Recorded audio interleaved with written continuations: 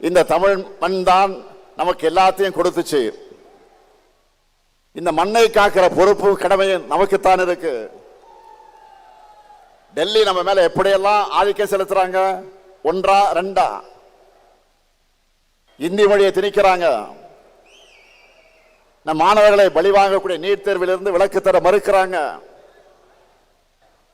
நம்ம பசங்க படிக்கிறதுக்கான கல்வி நிதியை கூட விடுவிக்க மறுக்கிறாங்க.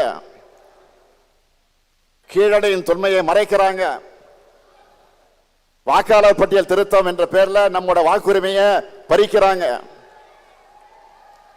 ஆனால் அன்னாலும் சரி இன்னாலும் சரி என்னாலுமே அடக்கு முறைக்கு இங்கே நோ என்ட்ரி தான். ஆதிக்கத்துக்கு இங்கே நோ என்ட்ரி தான். திணிப்புக்கு இங்கே நோ என்ட்ரி தான். மொத்தத்தில் இங்க பாஜகவுக்கு நோ என்ட்ரி தான். இது பெரியார், அண்ணா, கலைஞர் செதுக்கின தமிழ்நாடு. 3 முறை ஒன்றியத்தை தொடர்ந்து ஆட்சி அமைச்சோம். தமிழ்நாட்டில் மட்டும் உங்களுடைய மோடி மஸ்தான் மேல பலிக்கலையே.